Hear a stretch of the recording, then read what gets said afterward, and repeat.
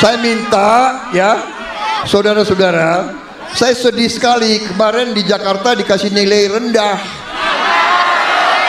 Saya dikasih nilai 11 dari 100.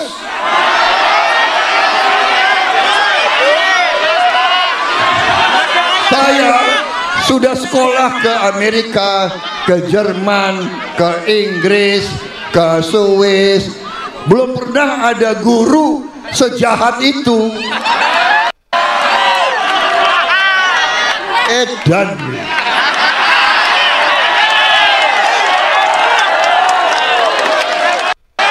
Saudara-saudara, selamat malam para netizen dimanapun kita berada. Salam inspirasi bagi kita semua. Ya, ternyata seorang Prabowo masih gagal move on, masih sakit hati ketika ya Anies Baswedan memberikan nilai 11 dari 100 begitu. Padahal ya, kalau kita berbicara terkait dengan debat itu begitu, sudah 3 minggu yang lalu begitu kan.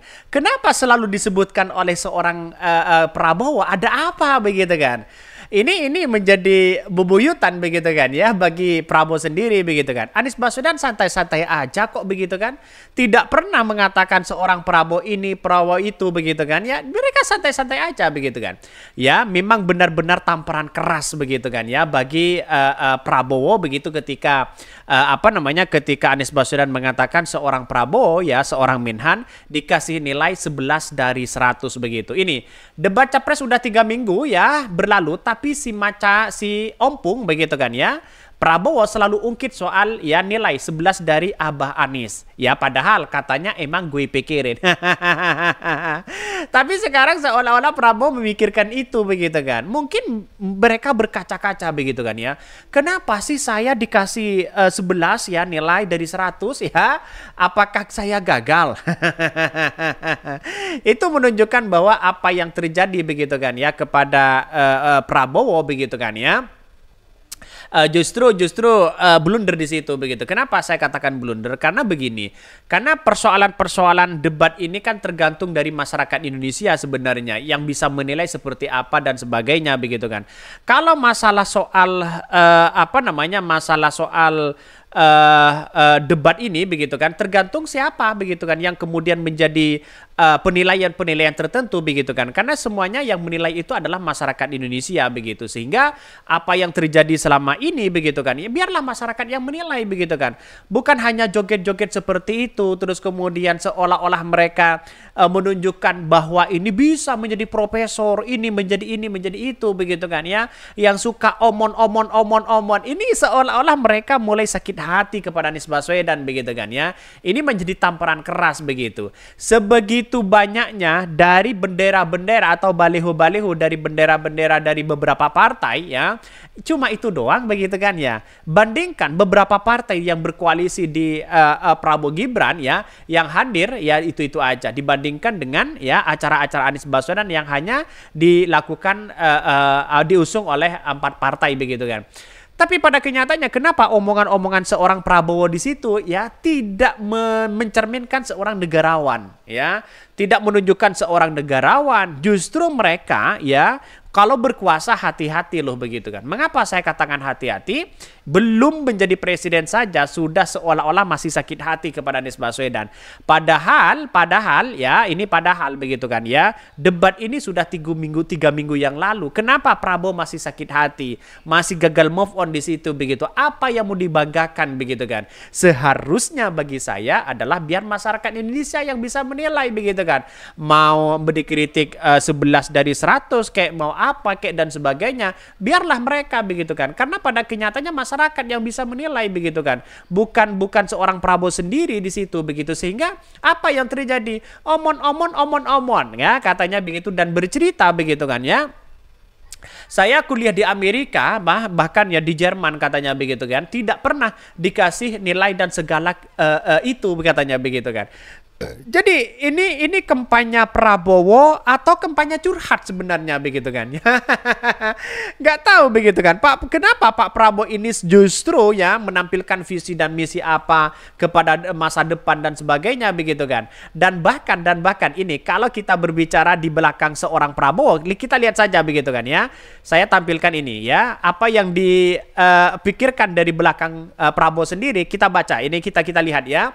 Dari tekstur tubuh mereka, begitu, apa sih yang mau diomongin Prabowo? Ini lihat saja, ada Gibran, ada Pak Zulhas, ada Pak Erlangga, ada Pak AHY, begitu kan ya. Mereka tertawa aja begitu. Mungkin apa yang disampaikan oleh seorang Prabowo hanya curhat-curhatan doang mereka begitu. Ini gimana logikanya begitu? Konsep Prabowo gimana untuk bisa kampanye begitu kan? Seharusnya ini menjadi ajang bagi seorang Prabowo, kesempatan emas ya untuk bisa memberikan dan menjabarkan, meyakinkan program-program seorang Prabowo. Kenapa sekarang ini diberikan kesempatan malah curhat begitu kan? Logikanya gimana begitu kan? Ini ajang kampanye loh begitu kan. Kampanye itu meyakinkan orang bagaimana visi dan misi yang akan dilakukan untuk ya menjadi presiden, yang ditawarkan kepada rakyat Indonesia biar yakin apa begitu kan. Malah Pak Prabowo isinya curhat begitu kan ya. Menjadi Menhan dikasih nilai 11 dari 100. Lalu kemudian mengatakan omon begitu kan. Ini konsepnya bagaimana seorang Prabowo begitu kan. Nah, dari bahasa tekstur tubuhnya, komunikasinya, seorang Prabowo itu bicaranya tidak teratur di situ begitu kan. Apa yang mau disampaikan, ya, yang targetnya apa, kepercayaan masyarakat apa begitu kan ya. Itu yang seharusnya poin penting begitu kan. Bukan menyampaikan curhat-curhat seperti itu. Saya kuliah ini, ya diberi kasih nilai ini, diberi kasih nilai jahat loh. Emang gue pikirin omon. Ada musik nggak? Ya mari joget bersama. Apakah seperti itu begitu kan? Jadi ya, menurut saya pribadi percuma Prabowo itu kampanye sana sini tapi tidak kena pada substansinya. Kira-kira seperti itu begitu kan. Substansinya apa begitu dari seorang Prabowo begitu kan ya. Apa yang mau bisa masyarakat Indonesia bisa yakin begitu kan. Jadi ya Pak Zulhas saja tertawa, Pak Erlangga dan AHY di situ semuanya mungkin punya firasat yang agak gimana begitu kan. Tapi untunglah mereka karena masuk di koalisi itu terasa bagaimana begitu kan ya. Ini saya tidak tahu konsepnya seorang Prabowo begitu kan. Seharusnya TKN Prabowo kan cerdas-cerdas mereka begitu kan. Ada Budiman Sujatmiko begitu kan ya. Justru kan mereka bagaimana di desa itu bisa ya diterima apakah tawaran-tawaran dari visi dan misi program-program yang mau disampaikan. Seharusnya diterima di situ begitu kan. Kenapa Anies Baswedan ya kalau kita bandingkan begitu kan ya. Dia langsung kena substansinya kepada masyarakat sehingga masyarakat percaya begitu kan. Ini lihat saja di situ begitu apa yang disampaikan seorang Prabowo di situ begitu kan. Sangat-sangat disayangkan begitu ya.